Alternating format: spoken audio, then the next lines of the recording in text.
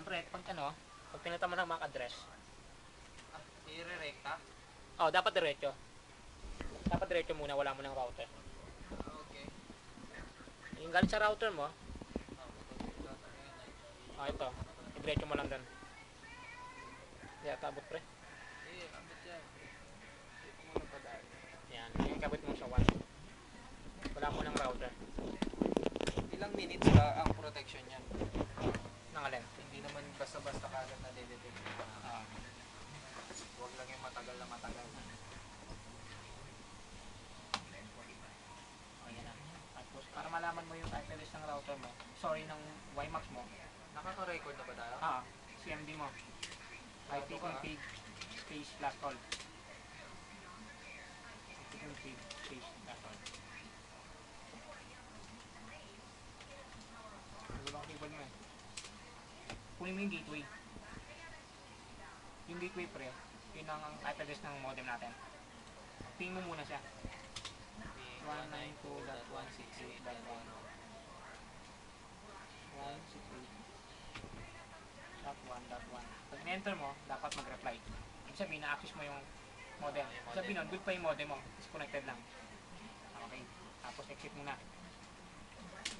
Punta ka na sa kahit anong browser. May play mo ba, pre? Na-play mo rin. Ayun o. Pasok na dun yung IP address ng router mo. 92.168.1.1.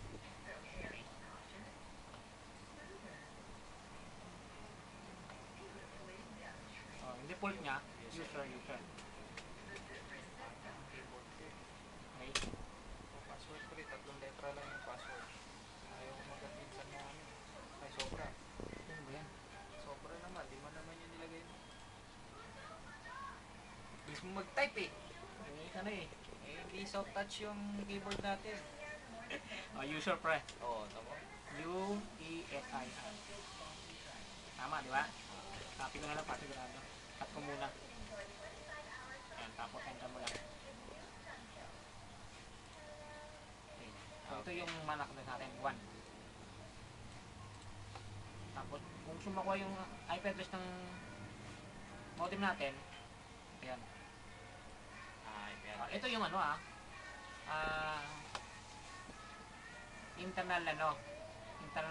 external MAC address. Okay. Alam mo, connected na. Out ka muna. Tapos, minimate na lang. Ngayon, paano mag-create ng bagong MAC address? Kung dapat meron ka ng live MAC address, ito yung ginagamit natin. Kung nga pa rin, ako rin, kung ano saan merong WiMAX. Kapag nibenta ka, alam mo na. Ito muna yung gamitin natin, yung ginagamit ko sa bahay. Hanapin mo lang siyempre. Okay. Tapos start, run, type mo CMD, Candy Mama Delta. Type mo yung word na telnet. Telnet 192.168.1.1. 1.1 kasi yun yung address ng modem natin. Lolo ko yung walang 888. Tama yan. Ay, yung ano. Yan ba sa dulo? Enter mo.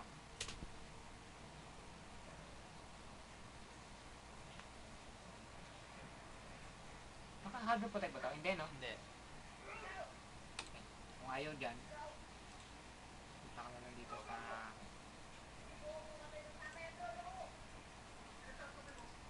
automatic.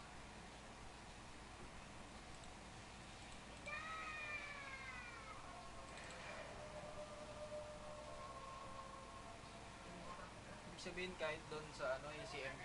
Dapat gagana yun doon. Sa telnet. Oo. Pag ayaw. Pag ayaw, at least may yung pang second option, yung software na.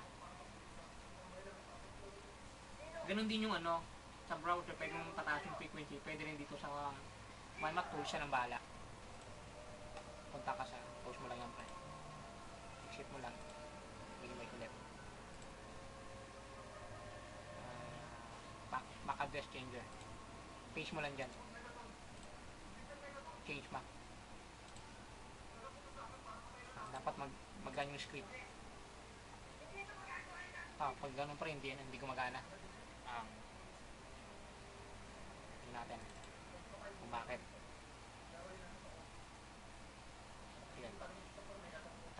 natin to. Tapos naka-enable ano natin eh. Bookmark. Try natin. Akala ko yung router lang yung ginanyan. Hindi, bago siya ano, pag nasa router ka na. Pag... okay. Oo, di ba? Parang Kung ano ina-hide mo yung yung ano mo. kinabit mo ngayon na ano, yun naman yung Babalik niya. Ulit natin.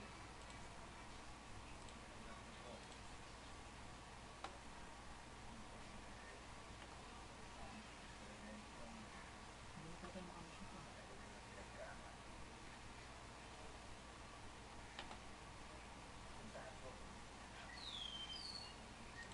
Ay, iba ba tayo nito pa?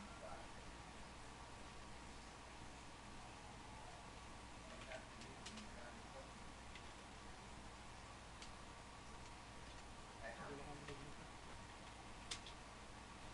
CDRT. Okay yun. Nakalock siguro pa. Oops. Lolo ko. Tama to. Balik ang weekend ko. Balik ko. 92.168.1. Ayun. 192.168.1.1. Kapag ganyan pre, ibig sabihin hindi niya na-access yung ano mo. 1.1 mo. Baka nakaprotect ka eh. Diba tinanggal, disable naman ang dati. Ibig sabihin may protection pa tayo? Pwede. Kaya saglit na nga. Hanapin natin kung bakit. Pasok tayo sa browser.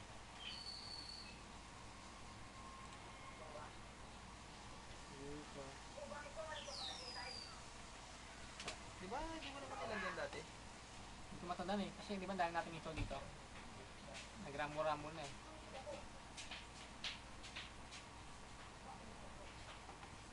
Okay mo dito.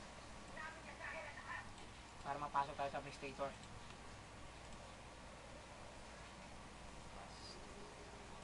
Push mo lang dyan. Ayun, di ba? Pagkatan Kaya natin. kanina na. Oo. Hanap lang tayo ng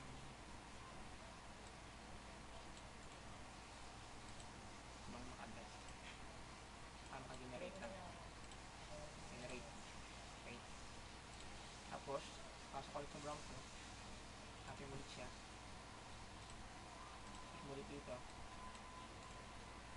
Ready na. Copy mo yun yan. Hanapin mo. Logout ka dito. Okay. Sa admin. Admin. Click mo lang yan. Enter. Tingnan natin ito.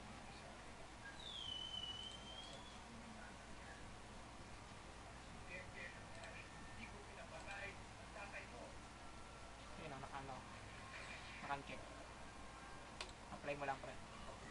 Kaya pala hindi ko. Ah, Ba't naka-check na naman yung ano? hindi, naka-check na siya. Tanggalin mo natin ito para secure. Kakabigla mag-online eh. So yan ang pagkakaiba pa rin ng publicity account or ordinary user. Tapos logout ka na. Okay na ba? Okay. Tapos, Pasok ka na sa si ano? yung naka-address natin na ano, yung stable nito. Copy mo ulit. Paste mo ulit dito. Yan. Back. Dapat ganyan. Okay. So, ganun din yun sa telnet.com. Naka-disable pala yung ano. Ibig sabihin yan pre, nabago na natin. Okay, ikita natin ito. Ibig sabihin ginagamit na natin yung ano. Oo. Yung pinasok mo. Para malaman natin kung talagang yun nga yun. Tingnan natin. At least nga, katulad protection, disable na yung 1. Automatic yan. Ito parang maganda tayo online ito. Parang yun naman. Oo nga. Diba? Tapos, upload sa user. Marami ano pare, screen recorder, pero ito yung mas okay. Pero Pangalawa, hindi mo na portable try siya. na magpalit ng MAC address na nakakabit sa... Hindi pa, kasi hanap niya yun eh. Di ba pag ginateway mo, hindi niya makita. Yung 1.1, nakita niya yung IP address ng router. So ito na yun. Ah, yan na. Pero naka-use account ka lang. Kakayos na. Sa 1, disconnected ka pa pag 1. Tingnan natin. Kung habang naghihintay, ping mo ngayon pre. Ayan, Oh, connected. bilis ako, kumalit na agad pre. Kumalit na agad. Bilis po. Matalang sa akin yung tagal ko ulit. Ping mo agad yung 203. 203. Para ma-monitor mo lang kung okay yung internet mo. Anong check dyan? Kung connected na Yung 1, yung wide area networking. Kasi yung 1.1, yun yung internal modem mo. IP address. Yan. Nag-reply na pre. Hindi connected ka na. Okay, max mo. Ang bilis oh. Ito yung sabi sa'yo. Dapat mapas yan. Okay. Paano mag-add ng bagong tab? Pwedeng plus sign or control T. Tab sa keyboard. Mas mabilis. Control T. Type mo Alt B, disable address bar. Type mo yung bandwidth test natin. Speed test. Balong pinag ito. Speed test. .net. Enter. Enter mo.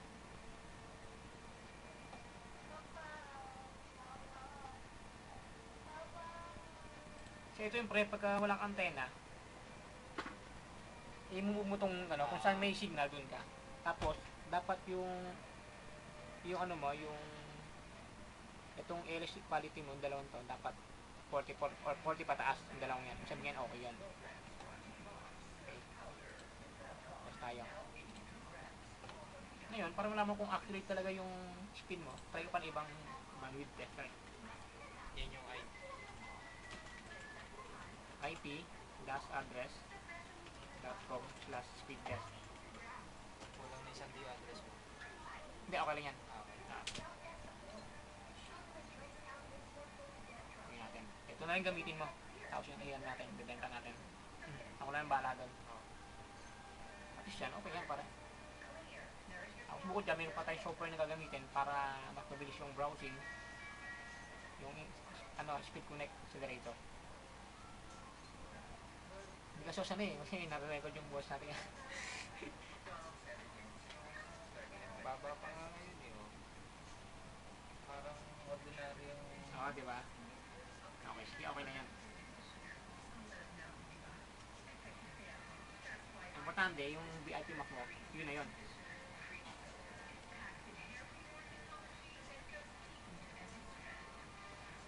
Okay, okay na yan. Tignan natin yung Mac mo kung talagang VIP Mac na nga yan. Ay, i-verify natin. Oo, kunin ulit natin.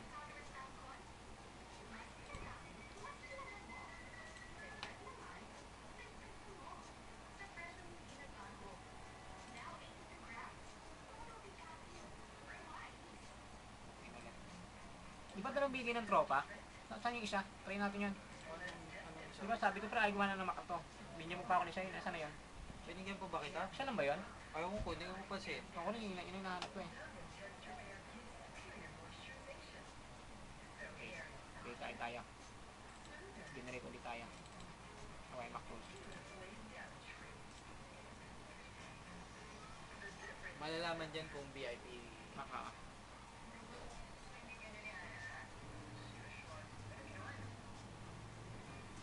yung isa, yung naayos mo? Alin? Isang USB. Ano USB? Yung isa mong external... Ito na yun. Hindi, yung isa. Yung team? Oo. Sabi mong gagawin mo external... Ay, hindi pa. Hindi ko pa. Ano yun? Pinitest ko kasi yun eh. Hit mo lang yan. Paste mo ulit dito. Generator. Yung galing doon sa browser ng modem mo, paste mo dyan yung makadal. Ayan. Ito, dan ayaw na naman, di ba? Ulit-ulit. Copy mo lang siya. Talaga may address kung saan ako na... Ayos nga yun, pre. Iyon ko nga rin magdamag yun. I-snipe din ako.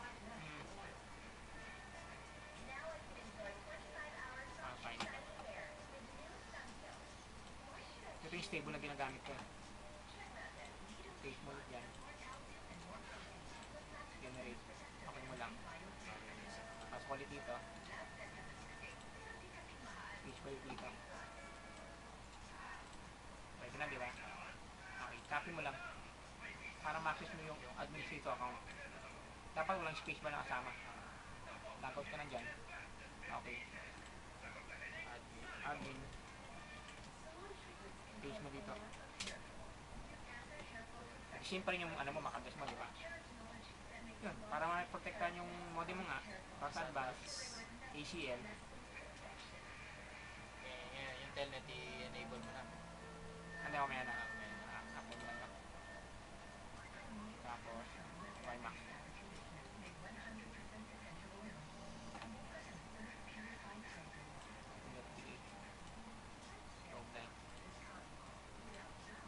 Yan, ito yung ano mo, yung NI mo. Ito yung MAC address mo. Ito naman yung na-create mo na password. Usually di pa kita. Isip yan. Ano yan, VIP mo kang gamit mo. VIP ka pa ganyan. Bakit pag hindi? Walang ganyan. Okay. Yan ang sabi sa tutorial ha. Tapos dito, yung scan check, pwede mong bunayin yung ibang ano, yung frequency signal. Pero syempre, since meron man tayong WiMAX tools, dito ko lang mag-change, mas mabilis. Pwede mo balik. Diba? Kasi parang package din na siya eh. Tapos, ito natin kung connected na. Yan. Pero sabi nila pre, nabasa ko tutorial, ano na eh, pangit daw yung external antenna, mas nabis pa rin yung internal. Sabi, sa tutorial. Tapos, ang maganda doon, para makakuha ng 80 to 100% na signal ng signal strength, pati itong mga to, tabihan mo siya ng ano, aluminum foil. Ganda mo ng design. Kasi parang ano nga naman eh, parang hindi may pag kumikita sila. Oh, at least dito, okay na yan. Yun ang gamitin mo pare, huwag mo nang gamitin yung ano, yung external ano. Kita mo na, kapansin mo, di ba? Kahit na naka-external mode antenna ka, kumbagal pa rin. Oo nga eh. Oh, diba? Ito So, po useless. strength ng signal, 100%. Oh, yung sabi nila mas okay daw yung internal nandito na antenna. Dalawa kasi yun eh, nakaganon. Isa doon, external, isa dito lang, sa loob. So, para bumili sa signal niya, aluminum foil, palibutan mo siya. Tapos pipingitin mo hanggang sa makuha mo yung magandang signal. Ano yun, yung bilog dyan? Oh, papalibutan mo lang siya. Sabi lang. Tapos binabasa pa ako sa forum, hang mo siya, parang yan, hang mo lang. Tapos yan, kung saan yung magandang signal, pihit mo, tingnan mo. Pag okay na yan, di stable na siya doon. Okay, dali lang. Ulit natin. Pero auto tayo dito. Kailangan yung percent na yun nasa baba, kailangan nasa 80% yun. Yung ano yung dalawa, Oo, yung dalawa, 50 pataas. 50 pataas. Kagabi, nung nabasa ko tutorial, nasa na yun, nasa divider namin. Nilagay ko sa taas, kuha ko signal, tapos yun, nakakuha ko 6 Mbps. The same ng Mac. Ibig sabihin pare, nagbabalik ka sa signal talaga, kahit na 8 Mbps yung Mac mo, hindi ka nakakuha ng ganun. Baba pa rin, di ba? Baba pa rin, para parehas lang nung... Oo, nang dati. Okay. Close na natin to. Sige. Close muna natin to. Close muna lahat. Okay. Para hindi magulo. Pwede mo rin close yan.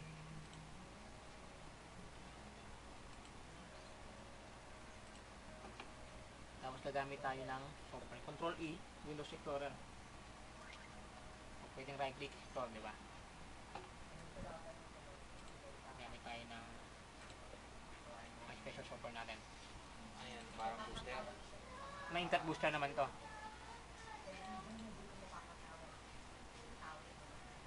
I-copy mo na dyan sa D. Ito to. Ito para yung galing to, nakpak ko to. Nakuha ko yung license niya. Kaya libre yan. Siguro ano yan, mga $50 siguro. Oo, totoo pare. Lahat naman na. Nakarecord yung mura natin. Okay Yan. lang. Atin dalawa lang naman. Ayan. So, ito yung application. Off muna natin to pre. Baka bigla mag-online eh. Sige, sige. Okay. O, run mo to. Sa top 10 na recommended ng Google, Ito yung number 1. Di ba ang daming lumalabas na advertisement na mga Magagaling daw sila, di ba? Speed Connect, Oh, pero ito, na ano to eh, parang review nila. Ito yung top 1. yung mga accelerator na Di ba maraming peke eh. Next mo lang. Accept. Next. Next. Next. Install. Finish. Huwag mo siyang re-restart. Tapos, alt control delete mo. Task manager. I-disable mo yung ba't kailangan may disable? anong program yun? Wala. Sige. I-disable ko dyan eh. Ano? Kasi pag hindi mo siya mapapatch. Okay. Ito yung mga yon. Copy mo lang siyempre. Copy. Para maging license. Kagaya nung ginagawa natin sa ano. Kung paano mag-crack. Yan, para makuha mo yung location niya. Right click mo, properties. Find target. Dadalhin ka niya kung saan ka Diyan mo naka-install. Paste mo lang dyan. Yes to all. Yan. Pag nag-error, ibig sabihin nun, gumaga-active yung program. Pag hindi, okay na yan. Okay. Tapos nyan, nakintay natin ano.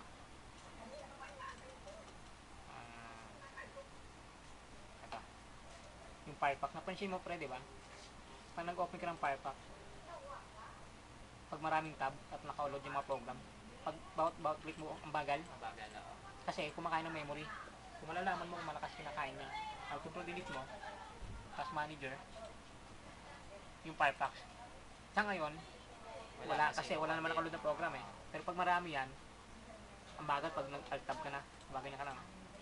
So para ma-lessen yung memory usage niya, May software pa rin na i-install. ito yun. Nakuha ko nga lahat yun eh. Ito pare. Optimizer. Copy lang natin ito. Para meron ka. Bububit mo lang yan. Ang mali-malitan dito.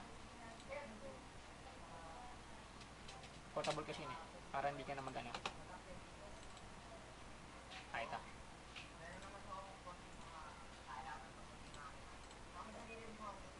Run mo lang yan. Pasok yan dito. Yan na yan. Tapos right click mo. Run at Windows. Automatic. Pag nag-load yung Windows, meron na siya. Okay. Libre yung Play Portable.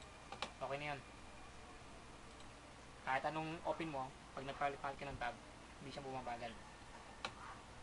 Tapos,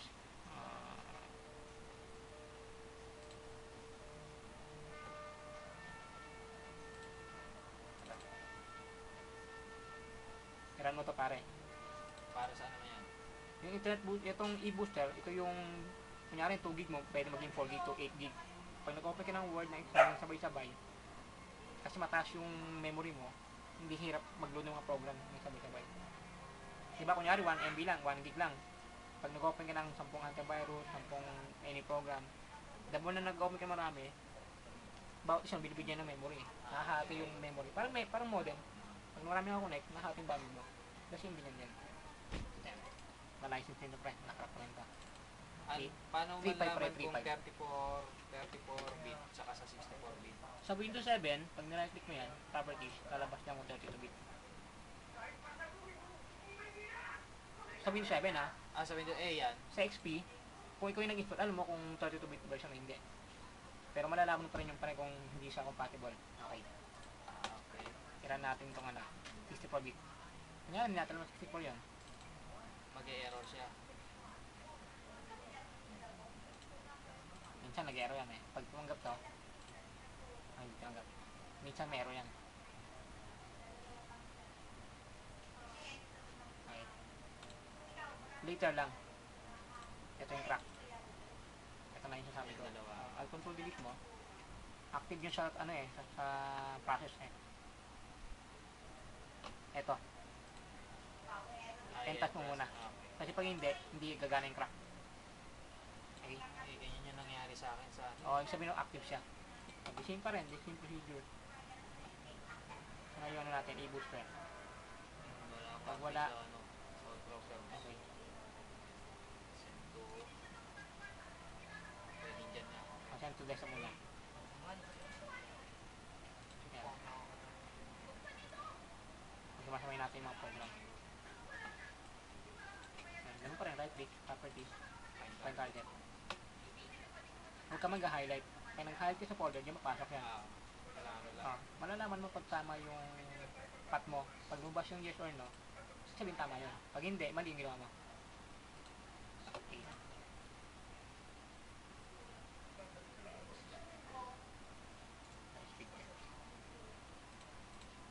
Okay na. Tapos, pwede natin close yan. Halos naayos na natin yung program.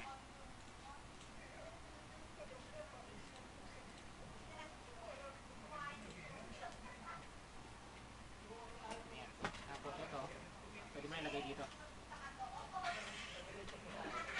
Dapat nga may lagayan ka na ano. Ayoko masyadong maraming binibitbit. Para pag dinadala mo yung... Pag nagpunta ako sa EPSA, parang wala lang, di ba? Okay na, pre. Kasi bawal lang ano USB.